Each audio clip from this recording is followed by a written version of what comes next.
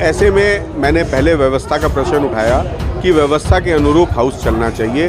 आपको व्यवस्था का नहीं पता तो आप ऐसा कोई प्रशिक्षण शिविर लगाइए जिसमें अपने पार्षदों को और विशेष रूप से महापौर को भी कि हाउस किस प्रकार से चले उसके ऊपर समझना चाहिए। जो एक बहुत बड़ा घोटाला, एक भ्रष्टाचार जो होने जा रहा था निगम के एजेंडे के अंदर, जिस आइटम को लाया गया, एक 60 फुट के रोड निगम के जो इस टाइम के जो पार्षद हैं और जो मेयर है वो चाहती है कि 60 फुट से ऊपर के रोड पीडब्ल्यूडी को दे दिए जाएं, जो कि दिल्ली मेयर साहिबा एक बहुत चीज़ गड़बड़ कर रही हैं, बहुत बड़ी गलती करना और पक्षपात होकर मेयर क्योंकि किसी व्यक्ति की नहीं होती, वो पक्षपात करके अपने ही जो मेंबर्स हैं उनके अपने जीते हुए मेंबर हैं जोन वाइज डीसी को बुलाती हैं, मीटिंग लेती हैं, जो कि एक बहुत बड़ा मुद्दा है। क्यों जोन वाइज बुला के अपने जो मेंबर्स को आप इंट्रोड्यूस करा रही हैं? क्यों नहीं आप मेयर सबकी हैं तो अपने सब बाकी सब पार्षदों को भी बुलाएं। न्यूज़ में आपका स्वागत है। मैं हूं संदीप शर्मा और हम इस समय दिल्ली नगर निगम के मुख्यालय सिविक सेंटर पर मौजूद हैं और मेरे साथ आप देख रहे हो भारतीय जनता पार्टी के पार्षद योगेश वर्मा हैं, अमित नागपाल हैं। आज हाउस की बैठक हुई और बैठक में जो है वो हंगामा भी हुआ, लेकिन चर्चा जो है वो जो होनी चाहिए शायद उस लिहाज से नहीं हो पाई। लेकिन यहाँ पर बात सबसे पहले करते हैं सीनियर निगम पार्षद जो हैं वर्मा जी हमारे साथ, योगेश वर्मा हैं। वर्मा जी क्या कहना चाहेंगे? एजेंडे की कुछ आइटम्स हैं, चर्चा तो नहीं हुई, एक कुछ को रेफर बैक कर दिया गया, कुछ को पास कर दिया गया बिना चर्चा के, क्या कहना चाहेंगे? देखिए, जितने भी एजेंडे इस बार आए थे ये as per procedure, as per DMC act, ये जो हैं स्थायी समिति से होकर आने चाहिए थे, लेकिन स्थायी समिति का ये लोग गठन नहीं कर रहे। वो नहीं चाहते कि इसके ऊपर चर्चा हो, तो ऐसे में वो सीधा हाउस में आकर उसको पास करवाना चाहते थे। अब ऐसे में मैंने पहले व्यवस्था का प्रश्न उठाया कि व्यवस्था के अनुरूप हाउस चलना चाहिए। आपको व्यवस्था का नहीं पता तो आप ऐसा कोई प्रशिक्षण शिविर लगाइए जिसमें अपने पार्षदों को और विशेष रूप से महापौर को भी कि हाउस किस प्रकार से चले उसके ऊपर समझना चाहिए। और उसके साथ साथ हमने नालों के ऊपर भी चर्चा की, लेकिन बड़े जो एक बहुत बड़ा घोटाला, एक भ्रष्टाचार जो होने जा रहा था निगम के एजेंडे के अंदर, जिस आइटम को लाया गया, एक 60 फुट के रोड निगम के जो इस टाइम के जो पार्षद हैं और जो मेयर है वो चाहती है कि 60 फुट से ऊपर के रोड पीडब्ल्यूडी को दे दिए जाएं, जो कि दिल्ली सरकार की मंशा है, जिसका हमने पहले भी विरोध किया था। इस बार फिर, पिछली बार तो इन्होंने उसको पास कर दिया था, लेकिन इस बार फिर वो उसको चर्चा के लिए लेकर आए और मुझे समझ नहीं आती कि किस प्रकार से ये महापौर काम करना चाहती है। वो वहाँ पर एजेंडा लगता है जिसमें वो चाहती है कि हम एंगेजमेंट करना चाहते हैं, पीडब्ल्यूडी इसको एंगेजमेंट करो और निगम उसको पास करे। अरे भाई, घोटाला तुम करो और हाँ हमारे से करवाना चाहते हो। जब अभी सड़क नहीं दी गई, जब अभी हैंडओवर नहीं हुआ, अभी एलजी साहब ने इसको हैंडओवर नहीं किया, तो आप किस प्रकार से प्रोक्योर करना चाहते थे पीडब्ल्यूडी के माध्यम से करोड़ों रुपए के वो सभी वाहन, करोड़ों रुपए के जो मैकेनिकल स्वीपर, उसके साथ टिपर्स, वो किस लिए काम आते? तो आप चाहते थे कि हमारी उसके कंधे के ऊपर, निगम के कंधे के ऊपर बंदूक रखकर ये भ्रष्टाचार कर दें। पहले भी इन्होंने इस प्रकार से इतने भ्रष्टाचार किए हैं, तो आज हमने उसको रोका। आज मजबूर होकर मेयर को उसको रेफर बैक करना पड़ा। स्टैंडिंग कमेटी की घोषणा आज जो है वो सदस्यों की घोषणा हो गई है कोर्ट के आदेश के मुताबिक।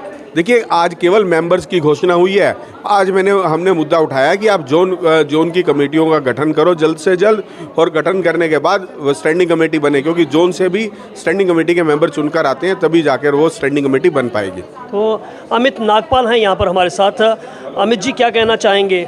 आज सदस्यों की घोषणा तो जो है वो हो गई, अब सवाल जो है वो जोन कमेटियों का है और स्टैंडिंग कमेटी के चेयरमैन का है, क्या कहना चाहेंगे? देखिए, कोर्ट का आदेश ये लोग जो है अनार्किस्ट जिसे बोलते हैं ना जी, कोर्ट का आदेश ही इनके लिए मान्य होगा।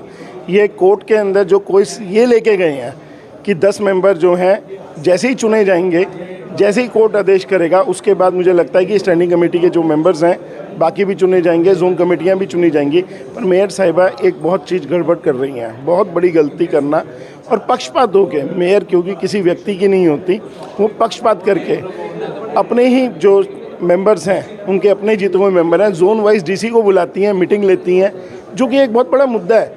क्यों जोन वाइज बुला के अपने जो मेंबर्स को आप इंट्रोड्यूस करा रही हैं? क्यों नहीं आप मेयर सबकी हैं तो अपने सब बाकी सब पार्षदों को भी बुलाएं? उस जोन में क्या भाजपा वाले पार्षद नहीं हैं? क्या वो क्षेत्र में जनता के लिए दिल्ली में काम नहीं कर रहे? दिल्ली में इतने सारे काम आप देख सकते हैं जो बीजेपी के पार्षदों द्वारा किए जा रहे हैं। और जहाँ तक बात है नालियों की, भराव की, जल भराव की, आज इन्होंने चर्चा करनी चालू की, तो ज़रा ये भी तो बताएं, दिल्ली हर साल पिछले 2014 से भी हम देख रहे हैं कि हर साल डूब रही है। सबसे पहले मिंटो ब्रिज डूबता है, उसके बाद दिल्ली के अंदर अलग अलग कालकाजी फ्लाईओवर और जगह जगह पे जल भराव होता है, जगह जगह पे डूबते हैं। क्या पीडब्ल्यूडी इससे पहले इनके पास नहीं थी? क्या पीडब्ल्यूडी के अंदर ये पहले सत्ता के अंदर नहीं थे? दिल्ली सरकार जब सत्ता में थी तो पीडब्ल्यूडी इनके पास ही है। हमेशा जो नालियों में पानी भरा करता था, नालियों का पानी तो फिर निकल जाता है, पर बड़ी बड़ी जगहों पे पूरी दिल्ली जाम होती है बिकॉज ऑफ द पीडब्ल्यूडी। आज तक इन्होंने पीडब्ल्यूडी के ऊपर क्या कार्रवाई करी, कभी मेयर साहिबा और सीएम साहब बताएंगे तो दिल्ली के लोगों को पता चलेगा। सिर्फ कहने से नहीं, काम करने से होगा। भाजपा जो है, आपने जो है आरोप लगाया है कि जो महापौर महोदया हैं वो पक्षपातपूर्ण रवैया जो है वो अपना रही हैं। इसको लेकर भाजपा क्या करने वाली है? आप लोगों की क्या आगे की प्लानिंग है? देखिए, नेक्स्ट सदन में आपको प्लानिंग दिख जाएगी। हम लोग एक बात उन्हें सिर्फ समझाते हैं कि सदन को प्रक्रिया से चलाएं। सदन को एक चलाने की प्रक्रिया होती है जिसमें विपक्ष के व्यक्ति भी बोलने का उतना ही अधिकार रखते हैं जितने पक्ष के व्यक्ति रखते हैं। तो आप ये नहीं कह सकती कोई व्यक्ति बोलने लगता है तो उसको 1 मिनट के अंदर चुप हो जाए, अब आपका समय हो गया, बोलने ही नहीं देती हैं। वो तो क्लास ऐसे चला रही हैं जैसे वो स्कूल कॉलेज के अंदर पढ़ाने जाती थी। शुरू में ये बात रखी थी कि दो पार्षद जो हैं वो सत्ता पक्ष और विपक्ष के बोलेंगे, लेकिन उन्हीं की पार्षदा हैं प्रीति, उन्होंने जो है वो विपक्ष के साथ में जो है कहीं ना कहीं समर्थन किया कि नहीं, सभी को बोलने का मौका जो है वो मिलना चाहिए, तभी बात निकल कर सामने आएगी। तो क्या कहना चाहेंगे कि अगर विपक्ष की पार्षदा आपके साथ सहमति मिलाती हैं तो? देखिए, विपक्ष की पार्षदा पुरानी पार्षदा हैं, उनको पता है कि हर एक को बोलने का अधिकार होना चाहिए। ठीक है, 250 सदस्य नहीं बोल सकते। क्या तमाशा है कि अभी देखिए, अभी टोटल मिला के 5 बजे हैं, 3 बजे सदन चालू हुआ, 2 घंटे के अंदर आपने पूरी दिल्ली के निर्णय ले लिए। 2 घंटे के अंदर किसी सदन की बिना चर्चा कराए बगैर आपने जो चर्चा विषय रख सकते थे, किसी भी विषय को नहीं रखने दिया किसी पार्षद को। क्यों 2-2 बोलेंगे? क्या 250 पार्षद चुन के नहीं आए हैं? उनको अपने अपने क्षेत्र के अंदर आप 10-10 पार्षदों को मौका दें, सदन चलने दें शाम को 7 बजे तक। क्या परेशानी है? कम से कम नहीं तो 4-5 घंटे तो सदन चलना चाहिए। इतनी जल्दी सदन करके भागना, सदन को छोड़ के जल्दी से डिसीजन अपने करके जो उन्होंने डिसीजन करनी है, अगर उन्हें इसकी ज़रूरत नहीं है तो हमें घर बैठे ही एजेंडा भेज दिया करें, हम उस पर कह देंगे हाँ जी हो गए पास। अगर उन्होंने ऐसे ही पास करने हैं तो ये सदन का टाइम, सबकी गाड़ियाँ आती हैं, सबका डीजल पेट्रोल लगता है और दिल्ली के अंदर बहुत बड़ा जो है इससे भी पोल्यूशन फैलता है। क्यों नहीं वो घर ही बैठे हम लोगों को एजेंडा भेज दें?